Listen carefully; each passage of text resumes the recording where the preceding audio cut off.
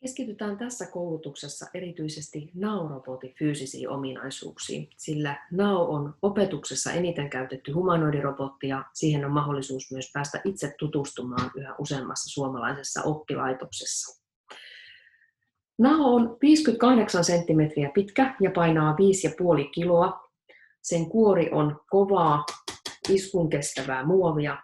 Sillä on 13 eri suuntiin kääntyvää niveltä, mikrofonit päälaella, kaiuttimet korvissa, kamerat otsassa ja suussa, LED-valot silmissä, päässä, jaloissa, korvissa, rintakehässä sekä iso määrä erilaisia antureita, joilla se vastaanottaa tietoa ympäristöstä. Tosiaan NAOlla on 13 niveltä, 6 käsissä, 6 jaloissa ja 1 kaulassa. Nämä nivelet voi yhteenlaskettuna kääntyä 25 eri suuntaan. Kun puhutaan robotin nivelten liikkuvuudesta, käytetään lyhennettä DOF, Degree of Freedom.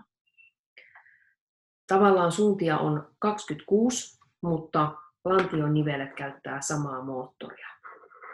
NAOlla on siis 25 Degrees of Freedom. Robotin nivelet voi liikkua 3 eri tavalla. Ne voi kallistua sivuille, nyökätä eteen tai taaksepäin tai kääntyä sivuille. Esimerkiksi robotin pää voi nyökätä eteen tai taaksepäin tai sitten kääntyä sivusuunnassa.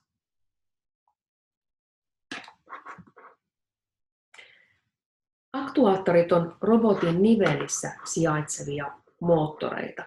Niitä on nopeudelta ja teholta vähän erilaisia riippuen siitä, että missä robotin nivelessä ne sijaitsee. Kaikkia moottoreita ohjataan robotin päässä olevan tietokoneen avulla. NAO-robotilla on 2 kaiutinta, ne on täällä korvissa, vasen ja oikea. Mikrofoneja on 4 ja ne on täällä päälaella. Mikrofonit on niin sanottuja pallomikrofoneja. Ne pystyy havaitsemaan ääntä kaikista suunnista. Ja tämä on robotille hyödyllistä, koska se pystyy tunnistamaan näiden mikrofonien avulla äänen suunnan ja kääntämään pään siihen suuntaan. Robotilla on myös 2 2D-kameraa. On tuolla otsassa toinen ja toinen on tuolla suussa. Kamera ei ole mitenkään kovin tehokas eikä tarkka, eikä myöskään toi videokuva. Mutta mihin robotti tarvitsee kameroita, niin esimerkiksi ihmisen tunnistamiseen ja siihen, että se käynnistää vuorovaikutteisen tilan. Robotille voidaan myös opettaa ihmisten kasvoja tai vaikkapa esineitä näiden kameroiden avulla. Puheen tunnistus robotilla aktivoituu vasta, kun se näkee ihmisen. Ja kun robotin kanssa keskustelee, niin kannattaa huomata, että se ei näe kunnolla sivuille. Tästä dialta näkyy robotin kameroiden kuvanottoalue, ja tämä on myös se alue, jolla se ihmisen havaitsee.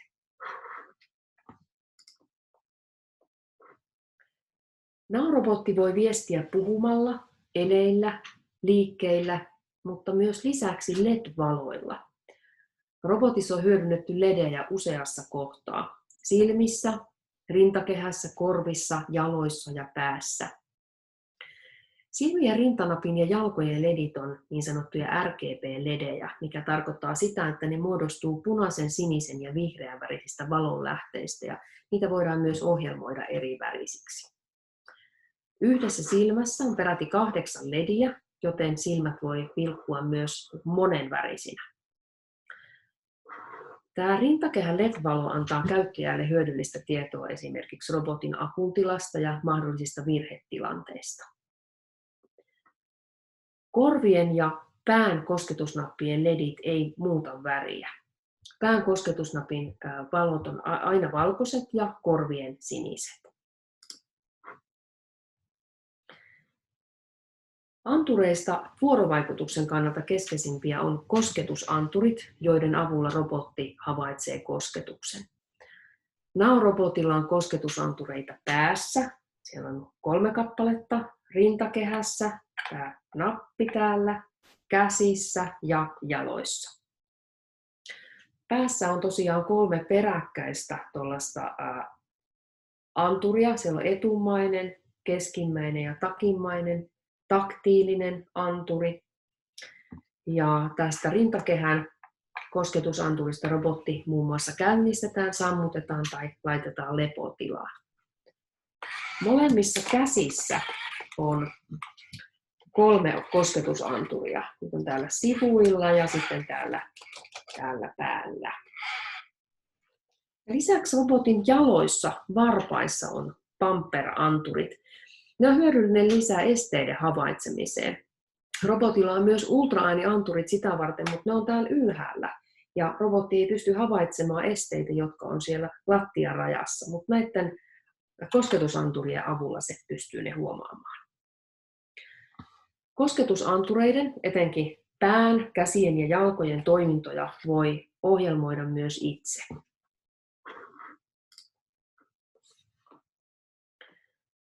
Robotilla on jalkapohjissa yhteensä 8 paineanturia, ja näitä paineantureita käytetään tasapainottamiseen. Ja niiden avulla robotti voi aistia, että onko sen asento turvallinen vai voiko se kaatua. Ultraääniantureiden avulla naurobotti havaitsee esteitä ja mittaa etäisyyksiä. Se voi esimerkiksi arvioida, että kuinka lähellä ihminen sitä on. Nämä anturit koostuu lähettäjä- ja vastaanottajapareista. Toi on niin yksi anturi ja toinen anturi. Niitä on 2 paria. Tosiaan sijaitsee tässä edessä. Robotista löytyy myös tuommoinen IMU-yksikkö, johon on liitetty kiihtyvyysanturi ja gyroskooppi. Ja tämä yksikkö antaa robotille tärkeää tietoa sen asennosta. Esimerkiksi jos robotti kaatuu, niin se tietää, että se on kaatunut ja sitten se pystyy nousemaan sieltä ylös. Naurobotilla on lisäksi useita muita antureita, jotka on asennettu sen niveliin. Niiden avulla robotin voimankäyttöä pystyy hallitsemaan ja havaitsemaan. Ja havaitsemaan myös esimerkiksi tietyn raajan asennon, kun sitä robottia ohjelmoi. Lämpötila-antureiden avulla robotti mittaa moottoreiden lämpötilaa, jotta esim. Moottorin ylikuumentuessa se osaisi mennä lepäämään. Robotin akku sijaitsee robotin selässä. Kooltaan akku on tosiaan melko iso, se vie lähes puolet tästä robotin torsosta. Akku on tyypiltään litium-ioni-akku. Kannattaa ottaa huomioon, kun lentokoneella matkustaa, että robotti täytyy kuljettaa käsimatkatavaroissa mukana. Ja saatetaan joskus turvatarkastuksissa kysellä dokumentteja. Robotin latausaika on noin 90 minuuttia ja aktiivinen käyttöaika 60-90 minuuttia.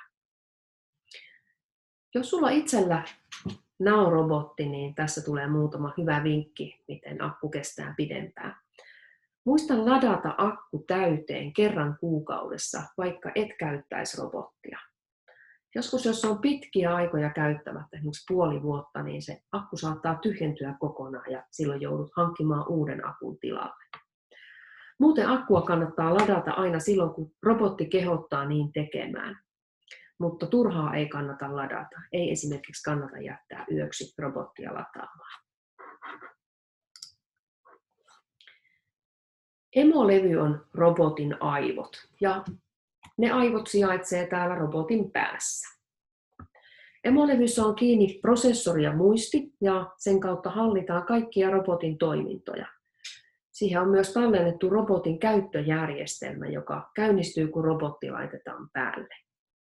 Käyttöjärjestelmän avulla robotti herää henkiin ja pystyy tarkkailemaan ympäristöä. Now-robotin käyttöjärjestelmä on nimeltään Naoki OS ja se pohjautuu Linuxiin.